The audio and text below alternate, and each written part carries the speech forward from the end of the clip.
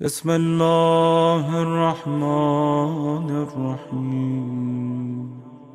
इस्लाम में दो शब्बेदारियां बड़ी मशहूर हैं, एक अबू तालिब की शब्बेदारियां और एक जनाब ज़ैनब की शब्बेदारियां।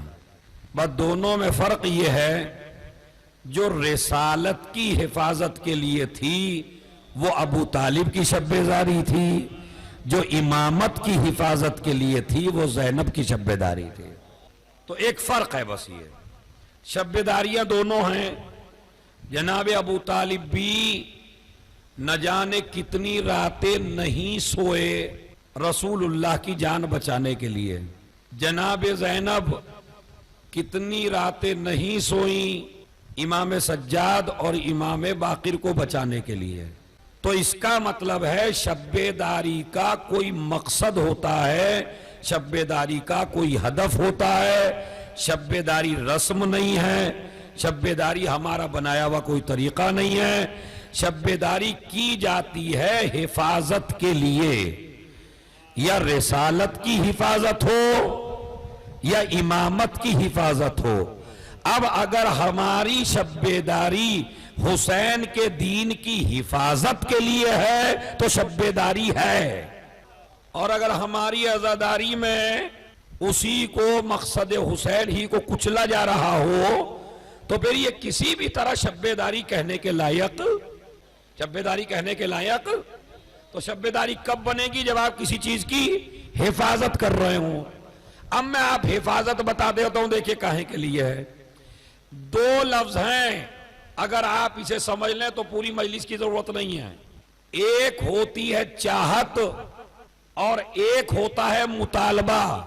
दोनों लफ्ज याद रखेंगे मेरे जवान। एक होती है चाहत और एक होता है मुतालबा। चाहत में जबान से नहीं कहा जाता, मुतालबे में आदमी जबान से कहता है। अब दो चीजें हमारे पास हैं, एक है हमारी आजादारी और एक है नमाज शब। याद रखिएगा, बहुत बड़ा जुमला है। एक है नमाज शब। इमाम हुसैन ने वक्त आखिर जनाब ज़ैनब को वसीयत की, ला तनसीनी फी सलातिल लैल, मेरी बहन मुझे नमाज शब में न भूलना। ये चाहत नहीं है, ये मुतालबा है। आजादारी बीबी जहरा की चाहत है, नमाज शब हुसैन इब्ने अली का मुतालबा है। अगर अच्छे आजादार बनना चाहते हो ना तो मुतालबा भी पूरा करो, चाहत भी पूरी करो। मैं आपसे एक सवाल करना चाहता हूं, और सवाल ये है, बड़ा जोर से दे दीजिएगा ताकि वो पीछे वालों की आवाज मेरे तक आ जाए। सवाल ये है कि जो आदमी 4 घंटे तक मातम कर सकता है वो 8 मिनट तक नमाजे शब क्यों नहीं पढ़ सकता? कभी सोचा आपने इस जाविये से? मतलब 4 घंटा ज्यादा है या 8 मिनट ज्यादा है? बोलिए जोर से। 4 घंटा ज्यादा है। आप में इतनी ताकत है माशाअल्लाह, अभी जुलूस निकलेंगे तो आप 3-3 घंटे तक जुलूस में रहेंगे और मातम करेंगे। और बहुत अच्छी बात है, अल्लाह तुम्हें तौफीक दे मातम करने की। अल्लाह तुम्हें गलियों में खड़े होने की तौफीक न दे। अल्लाह तुम्हें आजादारों में शामिल करे, तमाशाइयों में शामिल ना करे। इसलिए कि माशाअल्लाह गलियां भरी रहती हैं, चारों तरफ जहां मजलिस होती है यहां भी पता नहीं कितनी भरी होंगी। इधर भी खड़े होंगे लोग, इधर भी खड़े होंगे। जब तबर्रुक की बोतल बटेगी सबसे पहले वो ही ले लेंगे। लेकिन तबर्रुक इधर से तो बटेगा नहीं, तबर्रुक बटेगा उधर से। तो अल्लाह गरीक़े रहमत करे मिर्जा मोहम्मद अतहर साहब को। वो ये कहते थे कि भाई अगर मैं मजलिस खत्म करूं 1 घंटे में और पता चला एक आदमी अभी आया, इधर में मिंबर से उतरने वाला था आधा मिनट बाद, और उधर एक आदमी दाखिल हुआ, अब जो तवर्रुक बटने लगा उधर से तो सबसे पहले उसी को मिला जो सबसे आखिर में आया था। तो उनका कहना यह था कि हमें तबर्रुक लेने पे एतराज नहीं है, मगर इस सहाबी को दीन में दखल नहीं देना चाहिए। मगर इस सहाबी को दीन में दखल नहीं देना चाहिए। यही मसला है कि तबर्रुक ले लीजिए मगर मजलिस पे एतराज का हक नहीं है। फिर मेरा सवाल वही है और वो सवाल उसको सुनिए आप गौर से। तो एक है चाहत, एक है मुतालबा। अज़ादारी बीबी की चाहत है, नमाज शब हुसैन इब्ने अली का मुतालबा है। तो जो आप 4 घंटे मातम कर सकता है जवान, वो 8 मिनट नमाज शब क्यों नहीं पढ़ पा रहा है? अगर आप कहें ताकत नहीं है तो ये 4 घंटे में आपने देख लिया कितनी ताकत है। पहली मुहर्रम से लगी थी हमारी कौम अज़ादारी करने के लिए। माशाअल्लाह 8 रबीउल अव्वल तक मजालिस हैं। कभी 1 बजे सो रहे हैं, कभी 2 बजे सो रहे हैं और उसके बाद जॉब पे भी जा रहे हैं। इसका मतलब ताकत है। तो आप ये नहीं कह सकते ताकत नहीं है। फिर हम 4 घंटे का मुतालबा और चाहत पूरी कर रहे हैं, 8 मिनट का मुतालबा क्यों नहीं पूरा कर पा रहे हैं? इसमें गलती आपकी नहीं है, इसमें गलती हम जाकिरों की है। हमने चाहत का जो फजाइल है वो तो आपको बताया, मुतालबे के फजाइल नहीं बताए हमने।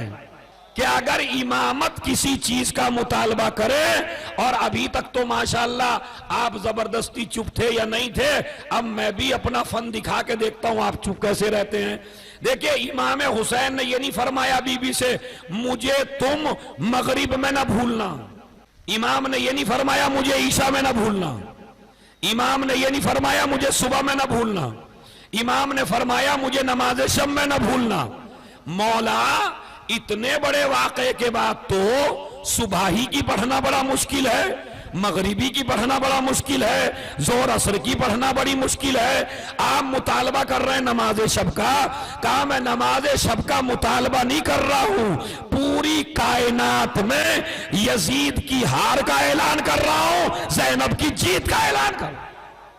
अभी जो आदमी अभी तक ना समझ सका वो यहां से समझ ले कि मैं ज़ैनब की जीत का ऐलान कर रहा हूं, यजीद की हार का ऐलान कर रहा हूं। थोड़ी सी शादी बड़ी हो गई, बाप की नमाज कज़ा हो गई। एक आदमी घर में मर गया, सब रिश्तेदारों की नमाज छूट गई। गम के बाद नमाज कायम रखना बहुत बड़ी बात है। जनाबे ज़ैनब ने नमाज शब अदा करके अपने भाई के मुतालबे को पूरा करके, और इमाम हुसैन ने नमाज शब का नाम लेके यजीदियत को कयामत तक के लिए चैलेंज किया। अरे तू मेरी बहन को जब मुस्तैब सजदों से ना रोक सके। अब यहां से आप मजलिस सुनिए, बीबी की, इसे चुप रह के भी सुने तो अच्छा है, कोई मसला नहीं है, दाद भी ना दे तो कोई मसला नहीं है, मैं मुतालबा भी नहीं करूंगा, मगर सुनिए इसे आप। बीबी ने एक पेशीन गोई की 11 मुहर्रम में, जब इमाम सज्जाद के चेहरे का रंग बदलने लगा। मसाइब में सुना होगा आपने। मैं 2 मंजर पेश करता हूं, बल्कि पहले शाम गरीबा का करता हूं, उसके बाद 11 मुहर्रम का करता हूं। सलावत पढ़े मोहम्मद और आले मोहम्मद। खेमों में आग लग चुकी है, आले मोहम्मद इधर उधर हैं। बीबी ज़ैनब भतीजे के खेमे में जाती हैं और जाने के बाद इमाम की जाहिरी इमामत का पहला मसला पूछती हैं। वो मसला सुनिए क्या है। मसला क्या है? मेरे लाल ये बताओ कि हम जल के मर जाएं या बाहर निकल जाएं। ये शाम गरीब आप मसाइब में सुनते हैं, आज फजाइल में सुन लीजिए। जल के मर जाएं या बाहर निकल जाएं। सबसे पहले तो मैं इस मोहतरम जवानों से पूछना चाहता हूं, खुदा ना करे अगर हमारे और आपके घर में आग लग जाए तो हमारी अक्ल क्या कहती है, क्या करना चाहिए? जोर से बताना। मगर घर से निकलना चाहिए या घर के अंदर रहना चाहिए? बाहर निकलना चाहिए। आप कितना पढ़े लिखे हैं? जितने भी उस्ताद हैं आपके, वो इल्मे गैब के मालिक नहीं हैं, वो भी दुनिया में किसी के शागिर्द हैं। तो हम में से जितना बड़ा मजमा यहां बैठा, चाहे वो पढ़ा लिखा हो या ना हो, मगर मजलिसों से इतना तो इल्म ले ही लिया है और इतनी तो अक्ल बढ़ी गई है कि अगर घर में आग लग रही हो तो आदमी को बाहर जाना चाहिए, घर में नहीं रहना चाहिए। जो मसला आज हमारे छोटे से छोटे 12-13 साल के बच्चे को याद है, क्या वो मसला उस बीबी को नहीं पता था जिसे अली ने तैयार किया हो, फातिमा ने दूध पिलाया हो, हसन और हुसैन ने इल्म दिया हो? बताइए, पता था या नहीं था? पता था। फिर पूछा क्यों? अगर ये मसला आपको पता है, अगर ये मसला मुझे पता है, तो क्या अली की परवरदा को नहीं पता है? पता है, माशाल्लाह। तो पूछा क्यों? अब ये शामे गरीबा से अली की बेटी अखबारियत और मलंगियत की धज्जियां उड़ाने के लिए पूरी दुनिया को मैसेज दे रही है, जब अपने से बड़ा आलिम मौजूद हो तो अपनी राय पर अमल ना करो। तो बीबी ने मसला क्यों पूछा?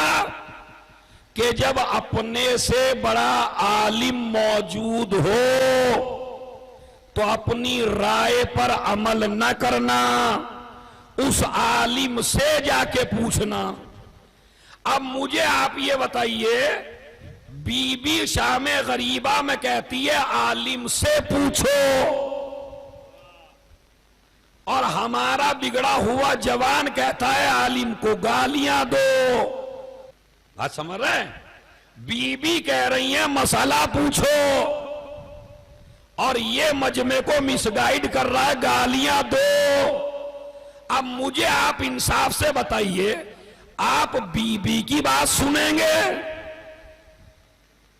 या ये जो बीबी का मुखालिफ है इसकी बात सुनेंगे? आप मुझे बताइए, आप हैं किसके साथ?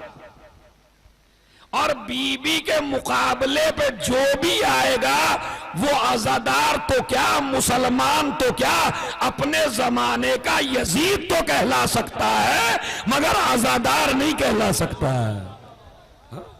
और बीबी के सामने आके भी अगर तू अज़ादार रहेगा तो किसका अज़ादार है फिर? बीबी कह रही है अपने से बड़ा आलिम मौजूद हो तो मसला पूछो। अच्छा चलिए, ये भी कमाल है मियां, मसला पूछो, मगर मसन मैं मौलाना आबिद से एक मसला पूछूं और वो मसला बताने भी लगे और ये कहा किबला आज़ादार साहब आप तो माहिर हैं खुद ही, आपको तो मसला पता ही है।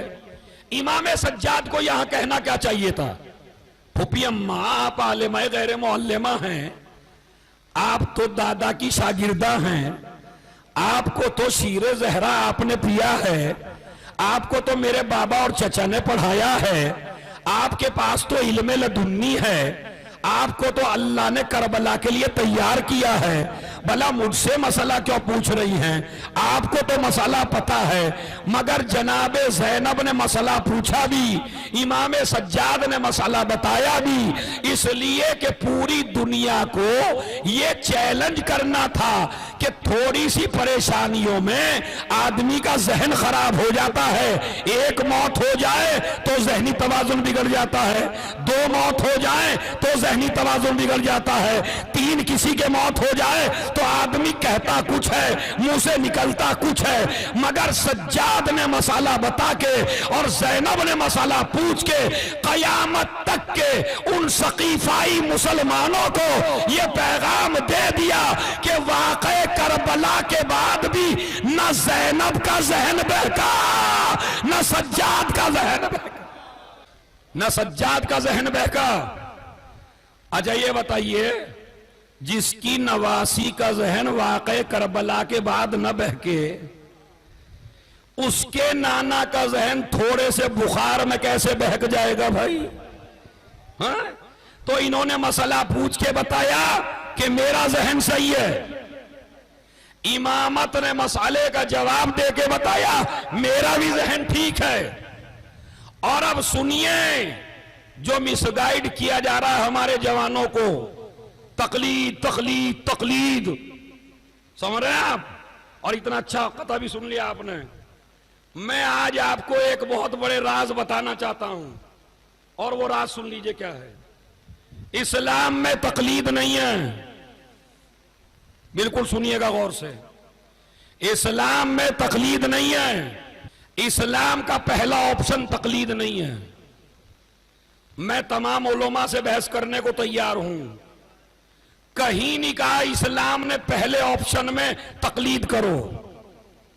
पहला ऑप्शन हर तौज़ीउल मसाइल में लिखा हुआ है। हर तौज़ीउल मसाइल में जाके पढ़िए इस्लाम क्या कहता है। इतनी नॉलेज लो, इतनी नॉलेज लो, इतनी तालीम लो, इतना पढ़ो कि लोग तुम्हारी तकलीद करें, तुम किसी की तकलीद ना करो। यह है पहला ऑप्शन। इसमें आप आजाद हैं। जो मेरा भाई इस मजलिस में तकलीद का मुखालिफ हो तो आज से वो ये काम शुरू कर दे, हासिल करना शुरू कर दे, गलियों में बैठना छोड़ दे, किताबों में आए, वरगर्दानी करे, अपना वक्त सर्फ करे, खूब पढ़े, कुरान पढ़े, हदीस पढ़े। अरे मियां फातिहा के तो लायक है नहीं। सूरह हमदी सुन के देख लीजिए, जो गालियां दे रहा है सुन लीजिए खुद। अब आप किसी दिन करके तो देखिए भाई। कोई काम, सारे काम मौलवियों पे ना छोड़ा करें, आप भी कर लिया करें। जो गलियारा मिले तुम्हें कम से कम पूछ तो लिया करें उससे, यार सूरह हमद सुनाइए जरा। तो जो फातिहा के लायक ना हो, तो जो जिंदगी में फातिहा के लायक नहीं है, वो मरने के बाद भी फातिहा के लायक नहीं है।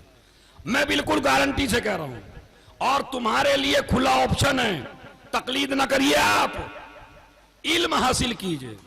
इतना इल्म लीजिए, इतना इल्म लीजिए, इतना इल्म लीजिए कि आप खुद मुज्तहिद बनिए और मजमे को अपने इशारे पे चलाइए। पहला ऑप्शन यह है। दूसरा ऑप्शन वो भी सुन लीजिए। दूसरा यह है कि अगर आप इतना इल्म ना ले सकें कि लोग आपकी तकलीद करें, तो कम अज कम इतना इल्म हासिल कर लें कि ना आपके पीछे कोई चले, ना आपके आगे कोई चले। यानी एहतियात पे अमल करिए। आप कुरान और हदीस इतना पढ़िए कि अपनी जिंदगी के हर मसले को कुरान और हदीस से हल कर सकें। इतना दम है आप में, बताइए। ना तो पहला दम है कि इतना पढ़ें, ना दूसरा दम है कि इतनी नॉलेज हो कि मस्जिद में जाना या नहीं जाना, मस्जिद में जाना या नहीं जाना, इस शादी में जाना या नहीं जाना, इससे बात करना या नहीं करना, सारे मसाइल आपको हल करने पड़ेंगे कुरान और हदीस से। कर सकते हैं? बताइए, जोर से बोलिए, कर सकते हैं या नहीं? नहीं कर सकते। तो अब इस्लाम क्या करे आपके साथ? ना तो आप इतना इल्म ले सके कि जो मुज्तहिद बन जाते, ना आप इतना इल्म ले सके कि अपनी जिंदगी को चला लेते कुरान के हिसाब से। अब मजबूरी में तीसरा हुक्म इस्लाम ने दिया कि अगर ना वो बन सको ना ये बन सको तो किसी आलम की तकलीद कर लो। अब ये बताइए, ये रहमत है? ये रहमत है या अजाब है आपके लिए? तकलीद अजाब है क्या आपके लिए? तीसरा ऑप्शन है मजबूरी वाला। जब ना आपने वो किया ना ये किया, तो अब ये कर लीजिए, एक आलिम के पीछे चलिए। अब अगर आलिम के पीछे भी ना चल सके तो अब आप हैं क्या? वो चौथा ऑप्शन क्या है? वो चौथा ऑप्शन कुरान ने बयान किया। इनके पास दिल तो हैं मगर समझते नहीं हैं, कान तो हैं मगर सुनते नहीं हैं, आंखें तो हैं मगर देखते नहीं हैं। ये तो चौपाओं की मानिंद है, इंसानियत से इनका कोई रिश्ता। अब आप समझ गए मसला या नहीं समझ गए? तो इस्लाम का, मेरे वो जवान सुने जो खड़े हैं, इसलिए कि एक अंजुमन बनी है हामियाने मर्जियत। बिल्कुल डंके की चोट पे कह रहा हूं, मैंने नाम रखा है, मैंने रखा हामियाने मर्जियत। जिसे कोई एतराज हो मेरे से पूछ सकता है, समझ रहे आप? ये हामियाने मर्जियत है। हमारे यहीं के कुछ लोग अब उनके भी मुखालिफ होते जा रहे हैं। तो भाई मसला है मुखालिफ, अज़ादारों में पार्टीबाजी ना करो। अगर कोई मसला समझ में नहीं आ रहा है तो शामे गरीबा से बीबी ज़ैनब का पैगाम लो। आलिम मौजूद हैं, चलो आपको हमारे इल्म पे भरोसा नहीं है तो दूसरे उलमा से पूछ लो, उन पे भी भरोसा नहीं है तो मुज्तहिद से पूछ लो। और अगर आपने कसम खाई है हम किसी से नहीं पूछेंगे तो कुरान कहता फसलू अहल जिक्र, अहले जिक्र से पूछ लो अगर तुम उधर तक पहुंच सकते हो तो है, मगर वहां तक भी आपकी रसाई नहीं है। तो बीबी ज़ैनब ने सबसे पहला हमला अखबारियत और मलंगियत पे किया, इल्मी सवाल करके इमाम सज्जाद से। एक तो बताया मेरा जहन सही है, दूसरी बात क्या बताई, जब अपने से बड़ा आलिम मौजूद हो तो अपनी राय पे अमल ना करना। और अब तीसरा मसला सुनिए, जहां जहां तक खड़े हैं। मैंने कहा बीबी मसला क्यों पूछा, कहा बाहर जाके देखो क्या रहा है। पूरी यजीदियत ताशे बजा रही है, ढोल बजा रही है, गले मिल रहे हैं, एक दूसरे को मुबारकबाद दे रहे हैं, खुशियां मना रहे हैं, कह रहे हैं हुसैन मर गए, दीन मिट गया, इस्लाम मिट गया।